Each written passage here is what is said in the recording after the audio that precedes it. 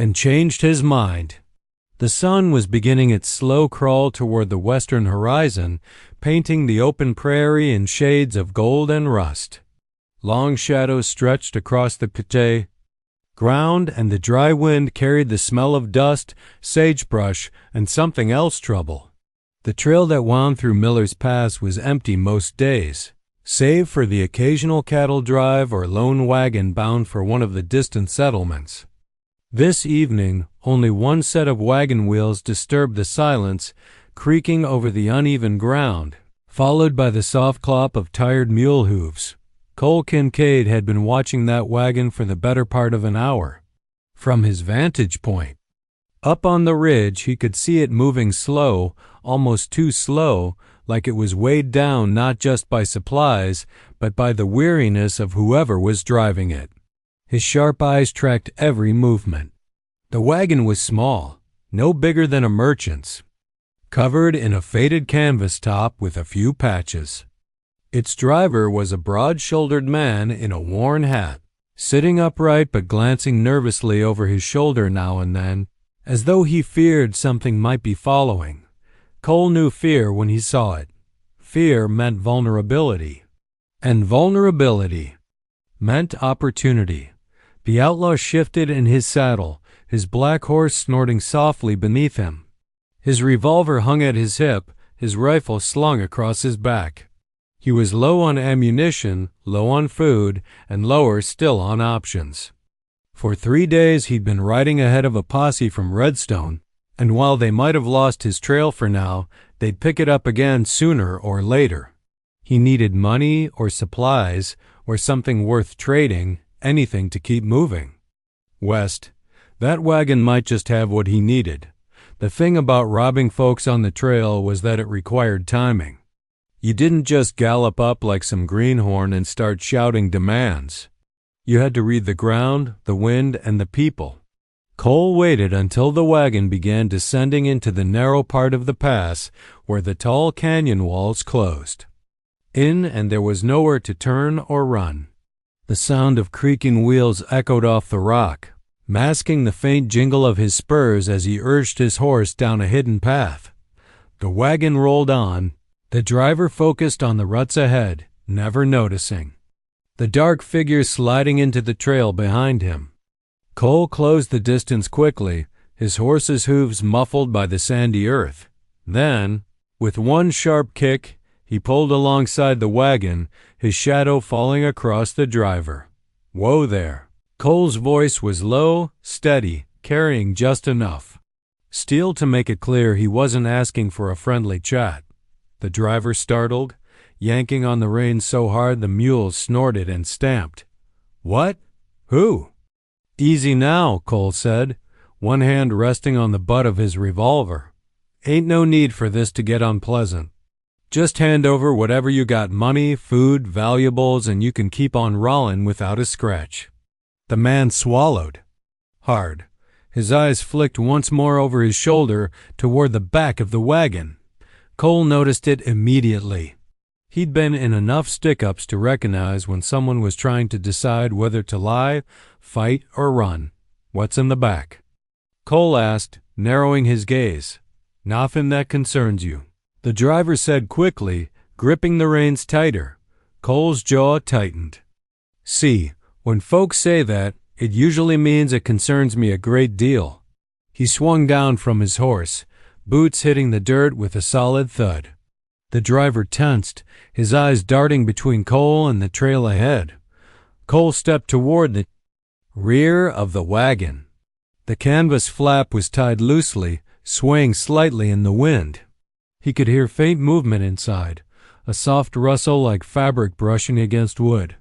"I'm gonna have a look," he said, voice calm but unyielding. "You don't want to," the driver replied, his voice tinged with something more than fear. There was a warning in it. Cole ignored him. He reached up, hooked a gloved hand into the flap, and pulled it aside in one swift motion. Inside, the air was warmer, carrying the faint scent of lavender mixed with dust. At first, he saw only the dim outline of someone sitting on a bench inside, head lowered, face hidden behind a thin white veil. The person didn't move, only sat there, hands folded in their lap. Cole's instincts told him to bark an order, demand they show their face. Instead, he felt an odd hesitation. The figure was small, delicate, the veil stirring faintly in the breeze. He took a step closer, his shadow falling over them. The driver shifted uncomfortably in his seat, clearly wanting to intervene but not daring to. Cole reached out, almost reluctantly, and lifted the veil. The sight beneath it made him freeze.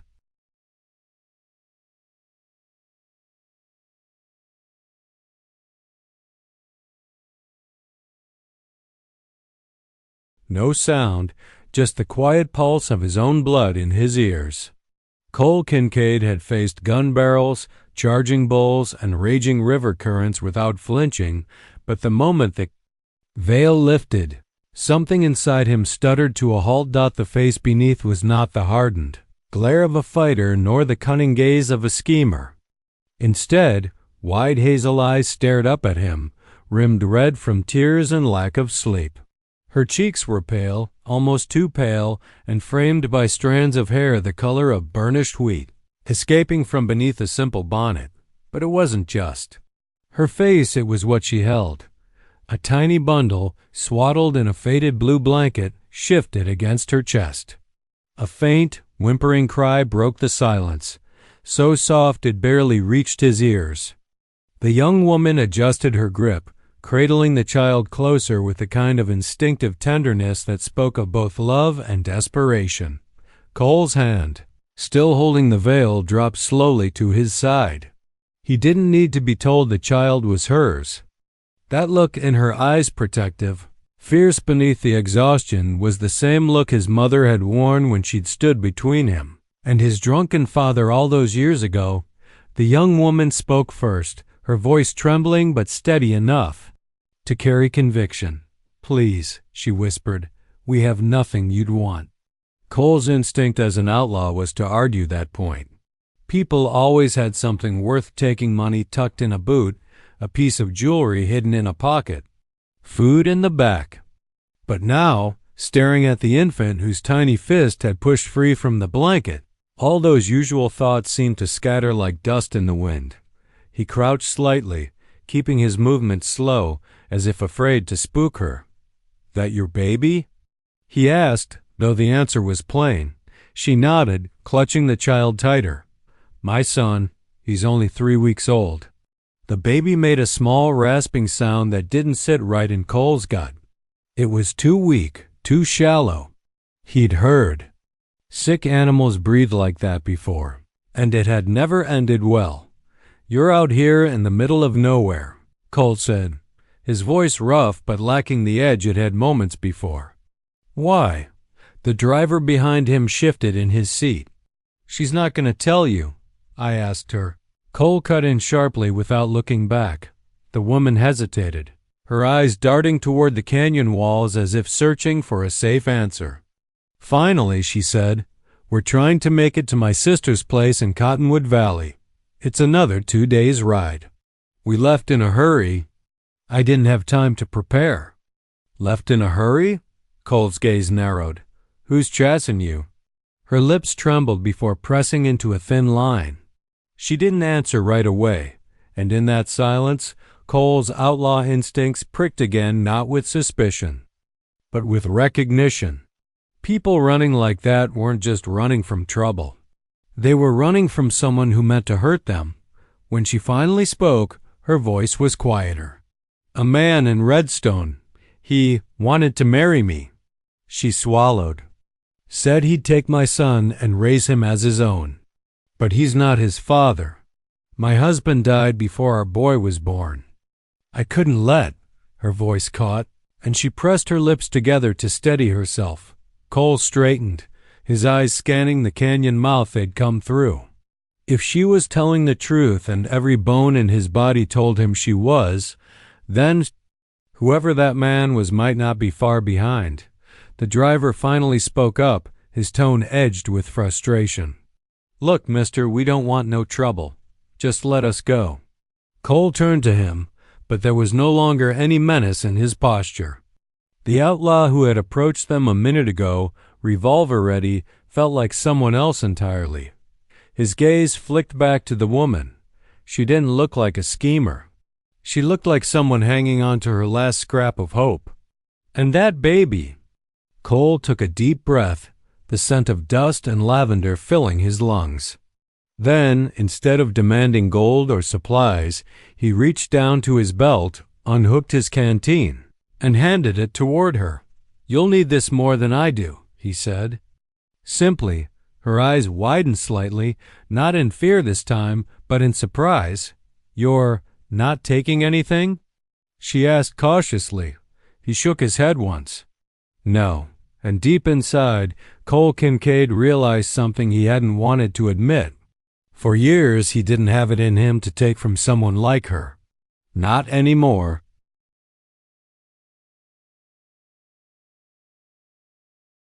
Closer, holding the silence between them. The young woman's fingers tightened around the baby, as though afraid that even in the stillness, something or someone might snatch him away. Cole stayed there beside the wagon, his boots planted in the dust, the canteen still dangling loosely from his hand. He'd been ready for excuses, for lies meant to make him lower his guard. Instead, all he saw in her face was exhaustion, the kind of bone-deep weariness that came when you'd been running too long. With too much to lose, finally, she drew in a slow breath. "My name's Eliza Hartwell," she said, her voice soft, but deliberate, as though speaking her own name was an act of defiance against everything that had happened to her. Cole gave the smallest nod, a silent signal to go on. "I was born and raised in Redstone," she began, "and I married young. My husband, Nathaniel, was a schoolteacher.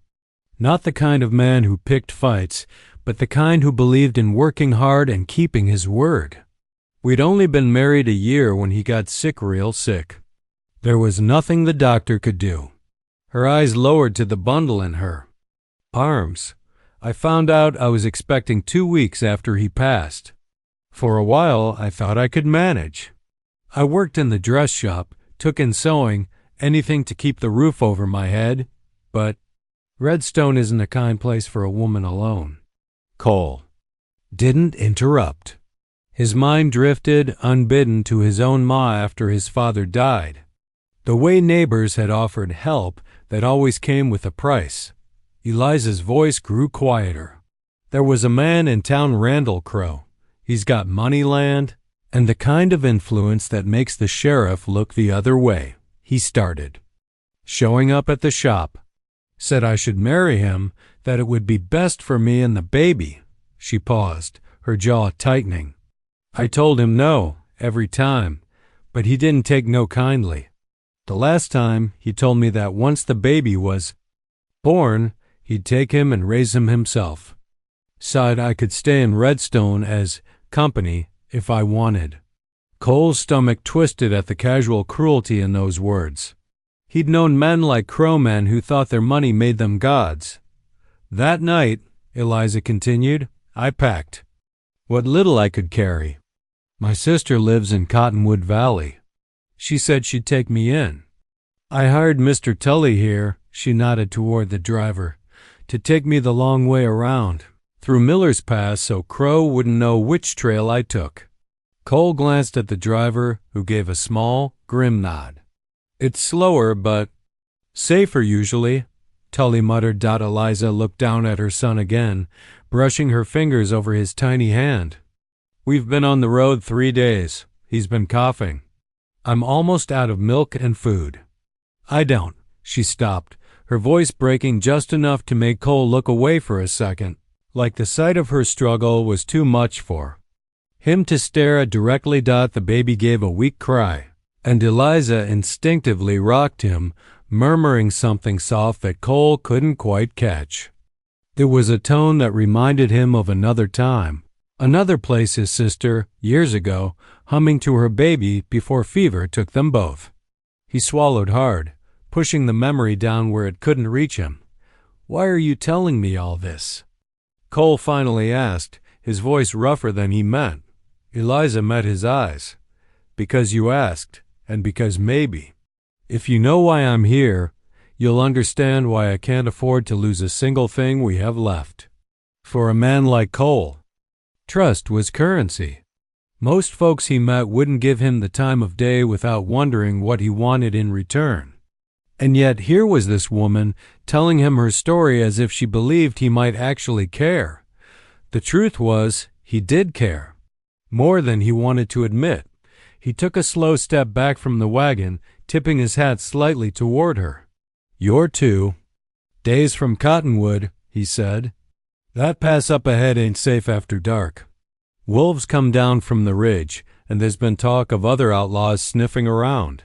Eliza's expression tensed. "Are you one of them?" The question hit harder than it should have. Cole didn't answer right away. His reputation would say yes.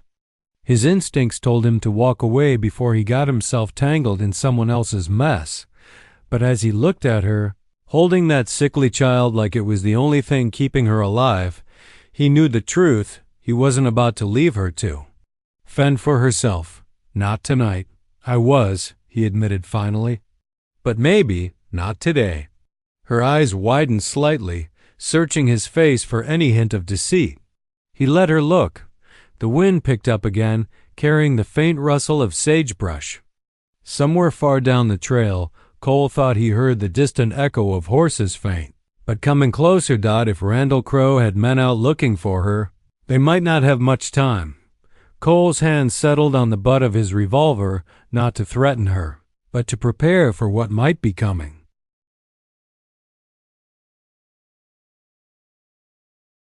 Cole's ears twitch. Hoofbeats.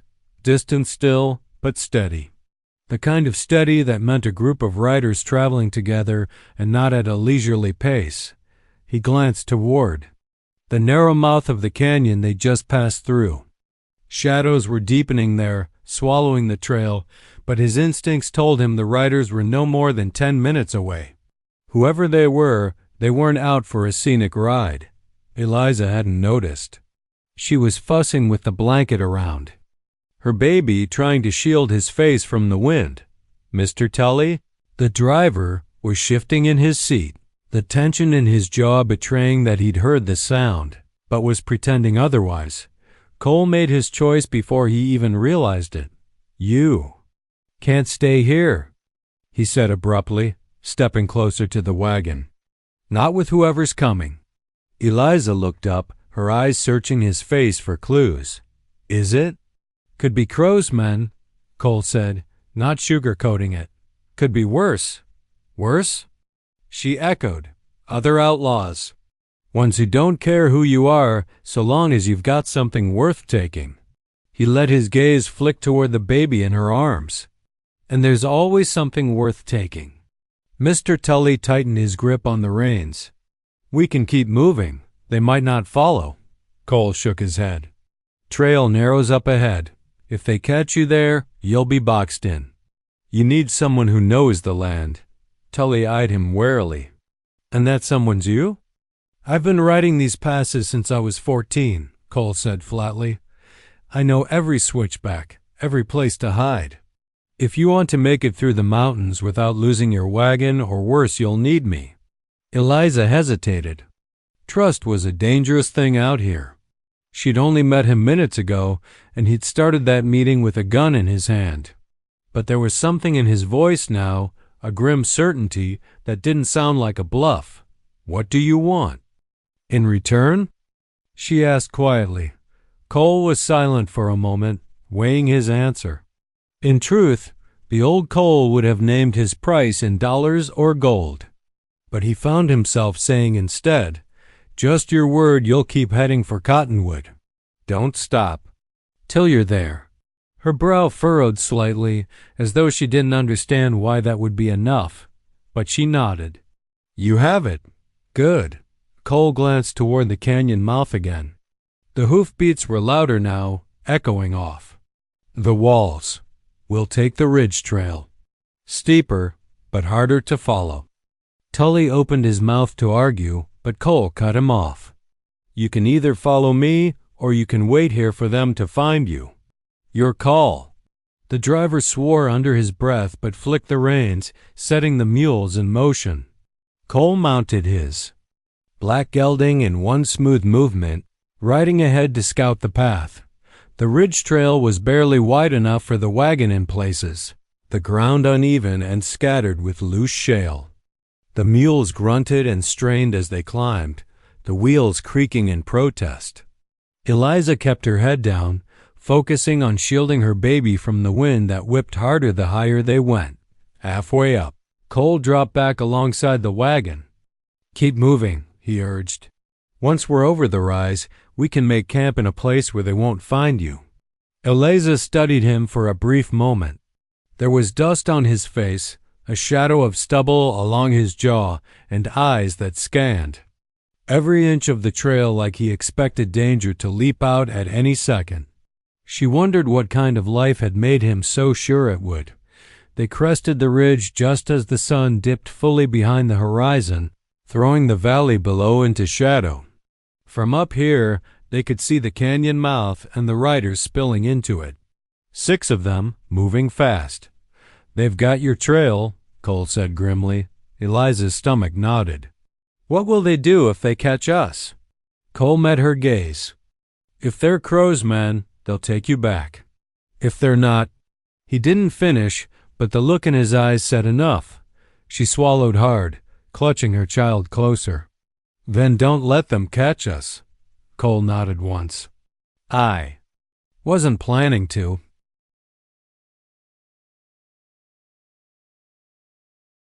Revealing another drop into darkness. The wagon wheels scraped dangerously close to the edge more than once, the mule's breath steaming in the chill air. Cole rode ahead. At first, eyes scanning the terrain, but soon he fell back beside the wagon. The sound of pursuit had changed. It wasn't just hoofbeats now. It was closer, sharper, echoing differently against the rock. The riders were climbing and they were making up ground. "Keep your lantern covered," Cole warned Tully. "They'll see the light from a mile away."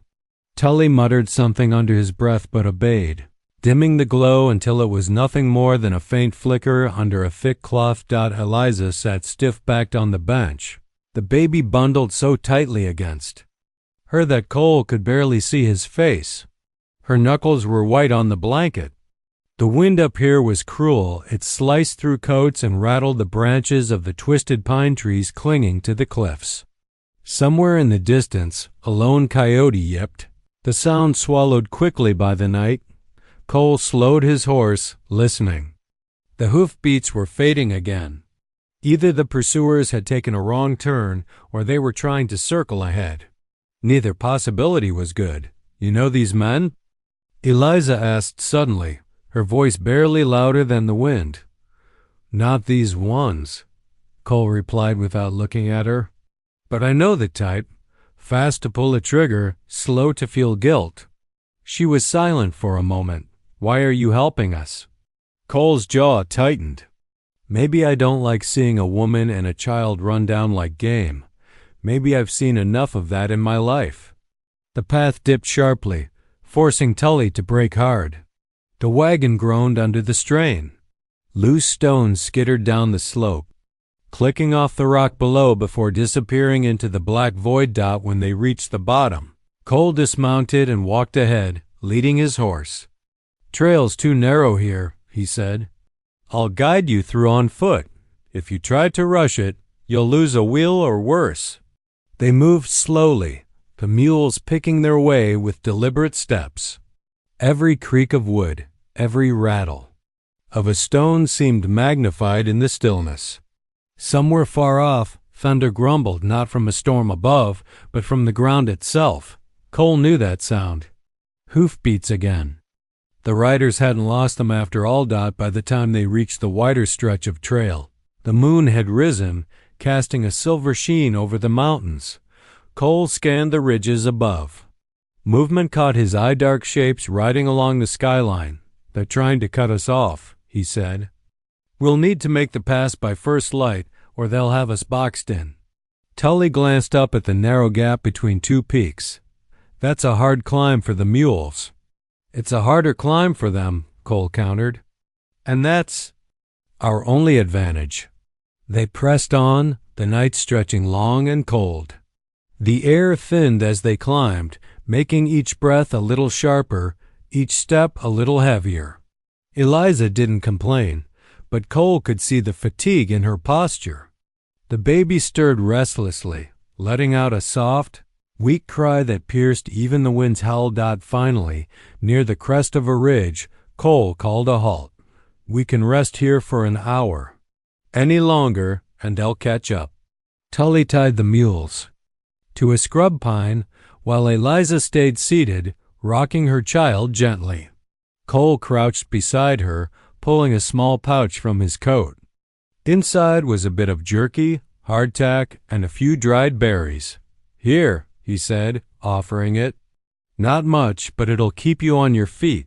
She hesitated, then took it. And you? I've eaten worse and gone longer, he replied with a faint, crooked grin. Don't worry about me. For a few minutes, the only sound was the wind, the creak of leather, and the quiet rustle of Eliza unwrapping the bundle enough to feed her baby.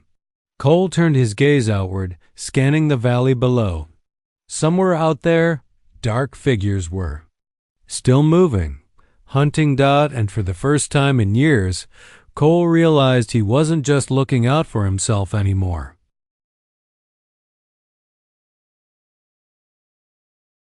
Peaks in pale shades of rose and gold. But there was no warmth in it, only the kind of brittle light that makes every shadow seem sharper, every danger more visible. Cole stood at the edge of the ridge, his breath curling in the cold air.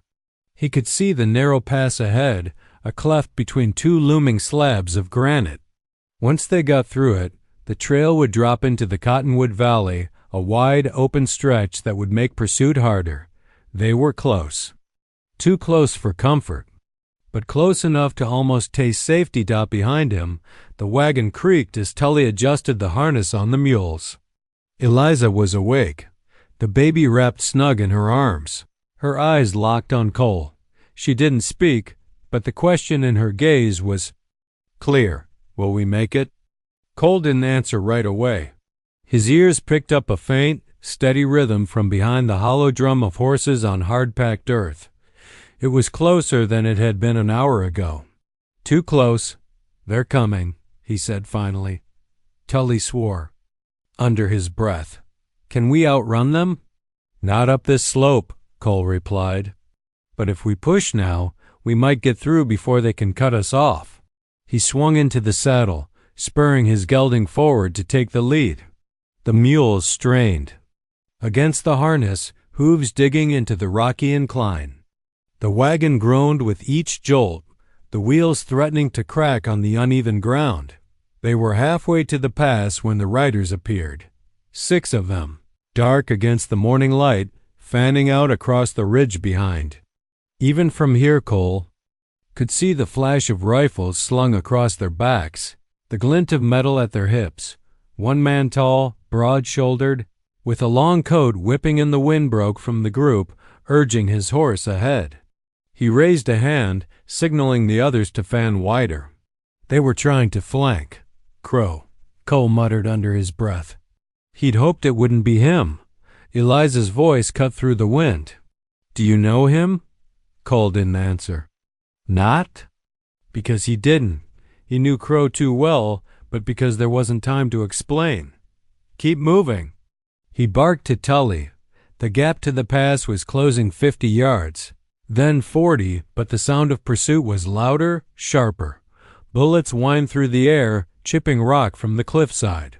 One ricocheted off the wagon's wheel with a sharp ping, making the mules lurch in panic. Cole wheeled his horse around, drawing his revolver. Get them through, he shouted. I'll hold them off. Eliza's eyes widened. You can't go, Cole snapped. His voice edged with something that wasn't quite anger, but wasn't far from it either. Tully didn't wait to be told twice. He cracked the reins, the mule surging forward. The wagon rattled, bounced, and lurched toward the pass. Cole stayed where he was, horse sideways on the trail, gun steady. The first rider came into range, a lean man with a scar down his cheek. Cole fired once, the shot echoing like thunder in the thin mountain air. The man's horse reared, throwing him into the dirt. The others slowed, fanning out to avoid giving him a clean line of fire. Crow rode at the center, his face a mask of cold amusement. "You've been busy, Cole," Crow called out, his voice carrying easily. "Wasn't expecting to find you playing guardian angel." "Turn around, Crow," Cole said. "This isn't your fight." Crow laughed a dry, humorless sound. "Everything's my fight if there's a prize worth taking. And I think you know the prize I've got my eye on." Cole's grip tightened on the revolver. "You're not taking her." Crow tilted his head slightly. "Since when do you care what happens to anyone, Cole? Thought you and I were cut from the same cloth." "Maybe I was," Cole said. "Not anymore?" For a moment, the only sound was the wind, the distant creak of the wagon wheels disappearing through the pass. Then Crow's smile thinned. "Then you've picked your side." "I have." The next seconds blurred. Crow's men spurred forward. Cole's revolver barked, and the air filled with dust and gunpowder. A bullet grazed Cole's shoulder, the burn sharp and hot, but he stayed in the saddle, firing until the last chamber clicked empty dot. By the time he wheeled his horse and rode for the pass, the wagon was already out of sight. He didn't stop until he'd cleared the narrow gap and found them waiting on the other side. Eliza was standing beside the wagon, the baby still in her arms. Her eyes scanned him quickly, searching for wounds, for signs he hadn't made it through a hole. When she saw the blood on his shoulder, she stepped forward. "You're hurt," she said. "Just a scratch," he lied. For a long moment they just stood there, the mountains at their backs, the open valley before them. Then Eliza said softly, "You could have ridden away, left us." "Could have," Cole agreed. "Didn't want to." And for the first time in years, he felt like that choice, more than the gunfights, more than the survival, was the thing that truly mattered. Turned toward the valley together.